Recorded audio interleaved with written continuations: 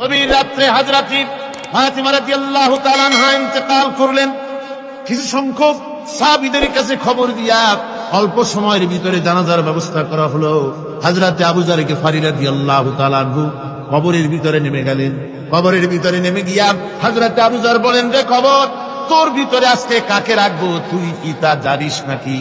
কোনো জবাব আসে না। হযরত আবু যর বলেন, কবর রে, তোর ভিতরে আজকে যাকে রাখবো তিনি হতেছে হযরত ইমাম হাসান হোসেনের মা। বেহেশতের সমস্ত জওয়ানদের সরদার হবেন যারা, সেই দুইজনের মা তোর ভিতরে রাখবো, খবরদার বেয়াদবি করবি না। কোন জবাব না পেয়ে হযরত আবু যর বলেন, ওগো কবরের মাটি, তোর ভিতরে কাকে রাখবো কি জানিস? আসাদুল্লাহিল গালিব, দুনিয়ার সমস্ত কাফেরদের বিরুদ্ধে আল্লাহ রাব্বুল আলামিন যাকে বাঘ বানিয়ে পাঠালেন, সেই হযরতে আলী তার স্ত্রী রেখে যাব, খবরদার বেয়াদবি করবি না। কোনো জবাব আসে না। হযরতে আবু যর বলেন, কবরের মাটি, তোর ভিতরে যাকে রাখবো তিনি হলেন খাতুনে জান্নাত, বেহেশতের সমস্ত মহিলাদের সরদারিনী হবেন যে ফাতেমা, তারে রেখে যাব, তোর ভিতরে খবরদার কোনো বেয়াদবি করবি না। আবার হযরতে আবু যর বলেন, কবরের মাটি, তোর ভিতরে কারে রাখবো কি জানিস?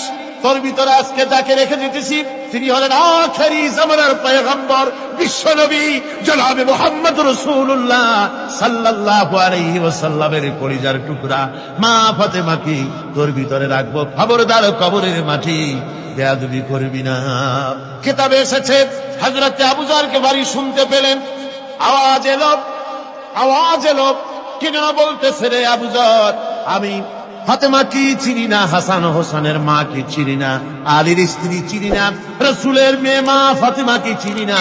আমল যদি ভালো হয় আমার ভিতরে, আমল ভালো নিয়ে যে আসবে শান্তিতে থাকবে, আর আমল যদি খারাপ হয় আমার ভিতরে, তার অবস্থা চূড়ান্ত হয়ে যাবে।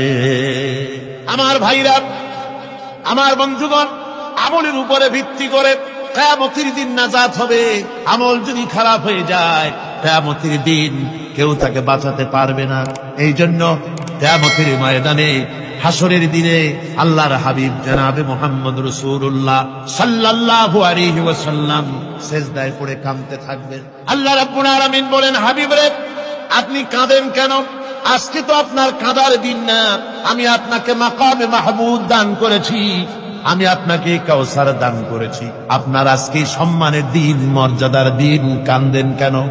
আল্লাহর হাবিব বলবেন, রব্বুল আলামিন, মাকামে মাহমুদ পেয়েছি, কাউসার পেয়েছি, কান্দি এই জন্য আমি দেখতে পাচ্ছি আবার সামনে দিয়া ফেরেশতারা আমার উম্মতগুলি জাহান্নামের দিকে নিয়ে যায়। আল্লাহ রাব্বুল আলামিন বলবেন, ওগো আমার হাবিব, আমি আপনাকে ক্ষমতা দিলাম, আপনার জান্নাতি উম্মতগুলি আপনি বেছে নেন। আল্লাহর হাবিব তার জান্নাতের উম্মতগুলি বাঁচতে থাকবেন। হযরত আয়েশা বলেন, ইয়া রাসূলুল্লাহ, কিয়ামতের ময়দানে লক্ষ কোটি কোটি মানুষের ভিতরে আপনার জান্নাতি উম্মত আপনি চিনবেন কি করে? হুজুর বলেন, আয়েশা, কোন একটি ঘোড়ার কপাল যদি থাকে সাদা, এই সাদা কপালওয়ালা ঘোড়াটা যদি অসংখ্য ঘোড়ার ভিতরে যদি হারিয়ে যায়, তাহলে সাদা কপালওয়ালা ঘোড়ার মালিক তার ঘোড়াকে পাবে কিনা বলো? হযরত আয়েশা বলেন, হুজুর, অনায়াসে পাবে। আল্লাহ রাব্বুল আলামিনের হাবিব বলেন, আয়েশা রে, কিয়ামতের ময়দানে আমার যেই উম্মতেরা নামাজি ছিল, দিনদার ছিল, পরেজগার ছিল, দুনিয়ার বুকে ঈমান নিয়ে যারা চলাফেরা করেছে, আমার দিন কায়েমের, আল্লাহর দ্বীনের জন্য যারা কাজ করেছে, ওদের চেহারা নূর চমকাতে থাকবে, ঈমানের নূর কিয়ামতের দিন চমকাতে থাকবে। সেই ঈমানের নূর দেখে দেখে আমি আমার জান্নাতি উম্মতগুলি আমি বেছে নেব। হযরত ফাতিমা রাদিয়াল্লাহু তাআলা আনহাকে রাসূলুল্লাহ সাল্লাল্লাহু আলাইহি ওয়াসাল্লাম অত্যন্ত ভালোবাসতেন, মহব্বত করতেন তার স্ত্রীদেরকেও। তার স্ত্রীরাও রাসূল করিম সাল্লাল্লাহু আলাইহি ওয়াসাল্লামকে ভালোবাসতেন প্রাণ উজাড় করে দিয়ে। নবীজি বলেছেন, কন্যার পিতাদেরকে গালি দিও না। অনেকে টিটকারি করে, বারবার মেয়ে হয় ছেলে একটাও হয় না, সেই জন্য টিটকারি বটকারি করে। আল্লাহর নবী বলেছেন, মেয়ের পিতাকে গালি দিও না, ঠাট্টা করো না, যেহেতু আমি মুহাম্মদ রাসূলুল্লাহ সাল্লাল্লাহু আলাইহি ওয়াসাল্লাম, আমি মেয়েদের পিতা, আমি নিজে মেয়েদের পিতা, খাও না, মেয়েদের পিতাকে গালি দিও না। রাসূলুল্লাহ বলেছেন, আকাশের নিচে জমিনের উপরে খাদিজার মতো মহিলা আর নাই। সেই হযরতে খাদিজা রাসূলের 4টি মেয়ে পেটে ধারণ করেছিলেন। সুবহানাল্লাহ। মেয়ের প্রতি রাসূলুল্লাহ যথেষ্ট মহব্বত করতেন।